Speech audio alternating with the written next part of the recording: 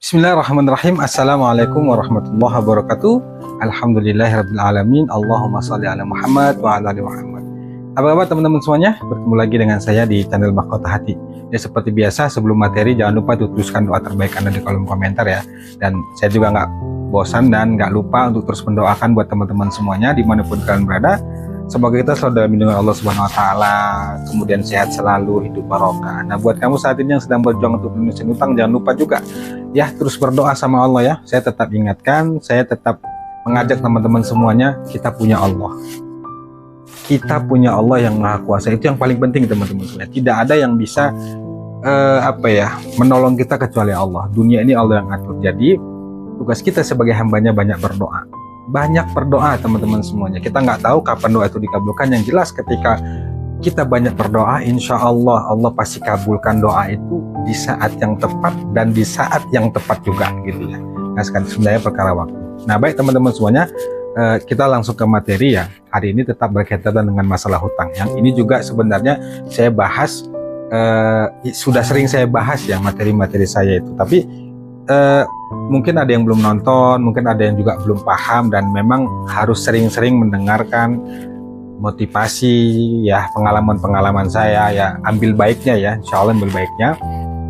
Karena memang kalau kita berkaitan dengan hutang ini, bahas masalah hutang ini benar-benar apalagi teman-teman yang sedang berjuang lunasin hutang itu butuh tempat curhat, butuh motivasi, butuh semangat gitu ya, butuh semangat lah, karena kan mentalnya yang dihajar nih banyak. Wah saya Pak, saya stres banget Pak, saya rasanya ingin mati saja Pak, saya sudah putus asa, saya dikejar-kejar utang, saya dipermalukan, banyak hal lah. Nah di kondisi seperti itu yang Anda butuhkan tuh satu siraman rohani atau motivasi. Maka disitulah perlunya kita banyak-banyak dengarkan kajian dan sebagainya, termasuk kalau Anda oleng ya, atau pusing atau stres karena mikirkan hutang, gimana solusinya supaya semangat, supaya yakin sama Allah ya, boleh tonton video Mahkota Hati ya.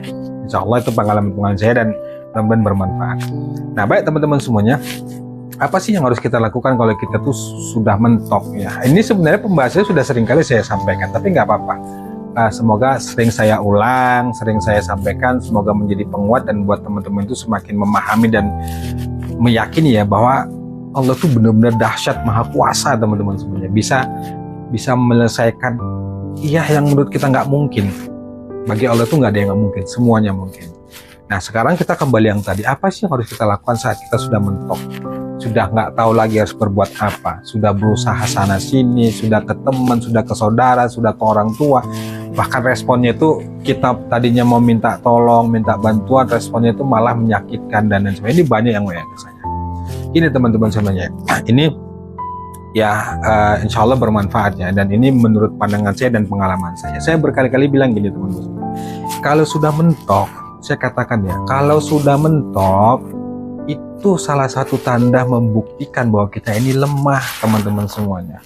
Lemah. Kalau sudah mentok itu berarti Allah ingin kasih solusi, Allah ingin menolong kita dengan caranya, Allah ingin memberikan satu kejutan terhadap masalah yang kita hadapin. Cuma kadang-kadang kita nggak peka terhadap itu, mau kita tuh instan saja.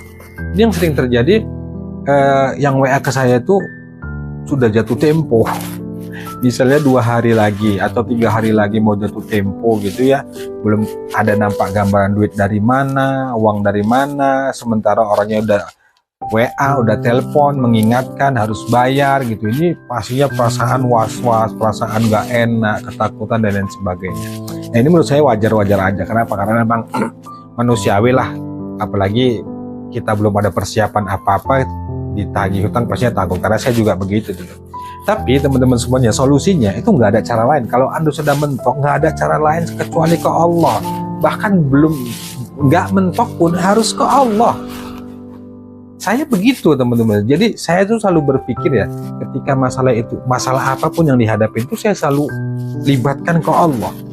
Selalu, bahkan saya tuh introspeksi diri. Misalnya ada orang yang menyakitin dengan kata-kata yang gak enak sehingga sakit hati, saya berpikir, ya Allah ada apa ini gitu. Saya bertanya, apa dosa yang saya lakukan? Saya begitu. Introspeksi tetap ke Allah. Saya berupaya, saya melatih itu. Kenapa? Karena makin kita terus ingat Allah, melibatkan Allah, kita benar-benar bahwa dunia ini di Allah yang atur, insya Allah kita tenang. Kemudian kita ya pasrah ke Allah, terserah deh mau diapain, yang penting tetap memperbaiki diri, tetap memperbaiki ya hubungan kita ke Allah dan lain sebagainya. Karena kita nggak bisa maksa, harus sesuai dengan keinginan kita. Nah, Anda pun begitu. Kalau Anda sudah mentok, saya katakan ke Allah. Kan saya bilang, misal nih 2 hari atau enggak pun 2 hari atau 3 hari, besok harus bayar utang, Anda nggak punya uang, ke Allah dulu. Caranya bagaimana? Cobalah malam hari itu Anda sholat tahajud, sholat hajat, sholat taubat, perbanyak berzikir, benar-benar Anda berzikir sama Allah, benar-benar Anda merengek sama Allah, benar-benar Anda menyerahkan sepenuhnya urusan itu kepada Allah, pasrahin total deh. Apapun hasilnya itulah yang terbaik. Jangan langsung Anda berpikir untuk cari pinjaman lain, cari utangan lain. Nah, itulah yang sesungguhnya membuat masalah baru lagi. Akhirnya masalah yang satu belum selesai, kita buat masalah baru lagi. Tapi orang yang sudah memaksa, Pak Ustadz nggak nampak gambaran uang dari mana, saya nggak punya duit, saya takut Pak Ustadz. Ya itu dia teman-teman semuanya. Ya saya memaklumi dan memahami bahwa memang kadang-kadang kita ini terjebak dengan ketakutan sesuatu hal yang belum tentu terjadi. Saya bilang jangan terlalu memikirkan sesuatu hal yang belum tentu terjadi.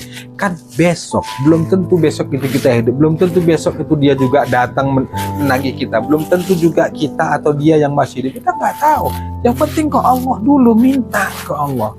Ceritakan keluh kesah Anda, ceritakan keinginan Anda, doa Anda, apa yang Anda inginkan, minta ke Allah. Ya Allah, besok harus bayar utang, ama nggak punya uang, gimana nih ya Allah. Setelah itu pasrahkan, hadapin apapun yang terjadi. Kalaupun hasilnya tidak sesuai apa yang kita harapkan, itulah yang terbaik. Bahwa Allah punya rencana lain. Yang penting kita tetap berusaha, ini ya, baik sangka, berusaha untuk yakin ke Allah, meskipun kadang-kadang kita apa ya, kalau bahasa saya dulu terpaksa yakin gitu, terpaksa yakin, terpaksa ikhlas, terpaksa sabar. Walau sebenarnya hati menjerit, hati menangis, nggak ada cara lain. Ente mau jerit gimana pun, mau ketus gimana pun nggak bisa. Itulah ketetapan Allah, itulah takdir Allah yang sudah ditetapkan kepada diri kita. Ketika Allah timpakan satu kejadian yang nggak enak ke hati kita, Allah itu ingin dengar suara hati kita, Allah itu ingin dengar rintihan hati kita. Apakah kita nyerah, apakah kita tetap baik sangka, ataukah kita yakin sama Allah, apakah kita sabar, apakah kita marah sama Allah. Allah ingin itu. Seseorang itu insya Allah akan ditolong sama Allah ketika hatinya ridho, dia ikhlas, dia sabar, dia terima apapun yang terjadi. Insya Allah dengan itu, dengan dia ridho atas ketetapan Allah, insya Allah pertolongan Allah akan hadir dengan ridhonya, dengan kuasanya, dengan caranya. Jadi teman-teman semuanya, banyak cara Allah itu untuk menolong. Jangan gini teman-teman semuanya, ketika Anda sudah berdoa, sudah lepaskan doa itu. Anda nggak usah berpikir-pikir nanti dari sini, nanti. Jangan, sudah lepaskan saja, biarkan itu urusan Allah.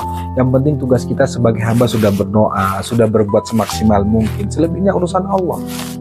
Jangan Anda memaksakan atau terlalu fokus memikirkan keajaiban, memikirkan hasil. Kok nggak ada sih keajaiban, kok nggak ada sih hasilnya, Pak Ustadz saya sudah berdoa, Pak saya sudah tahajud, belum ada keajaiban, nggak ditolong sama Allah. Bukan nggak ditolong, ente nggak sabar.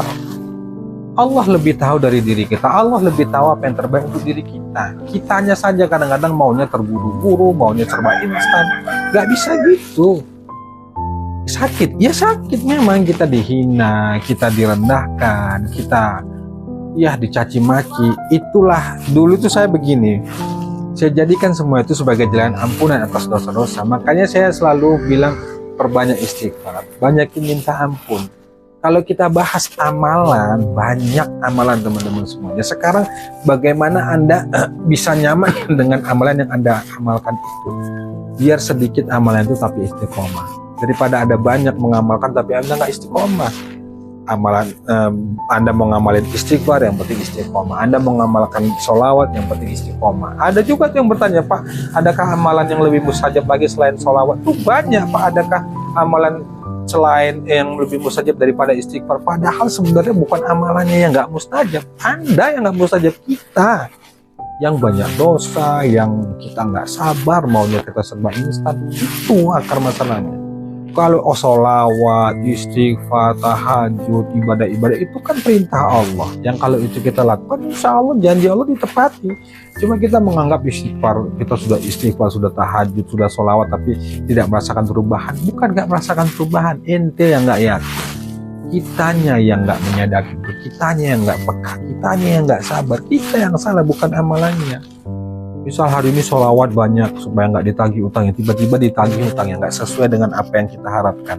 Terus kita berpikir, oh sudah sholawat nih, cari amalan yang lain. Sudah ngamalin sholawat, cari amalan, akhirnya mabuk amalan A, B, C, D banyak, akhirnya nggak ada yang istiqomah. Bukan itu yang dicari. Anda amalan sedikit tapi istiqomah itu jauh lebih baik teman-teman ya, dibanding banyak amalan tapi nggak istiqomah. Nah oleh karena itu teman-teman semuanya, kalau sudah mentok ke Allah, saya katakan ke Allah. Cuma Allah yang memahami kita, cuma Allah yang bisa melindungi kita, cuma Allah yang bisa menolong kita, nggak ada lain. Anda mau protes bagaimanapun, kalau ketetapan Allah sudah ditetapkan dengan kuasanya, kita mau bilang apa? Jadi tugas kita tuh terima, sabar, ridho, ikhlas, yakin, dan tetap baik sangka, serta terus berdoa sama Allah. Itu teman-teman. Semoga bermanfaat. Wallahu a'lam bishawab.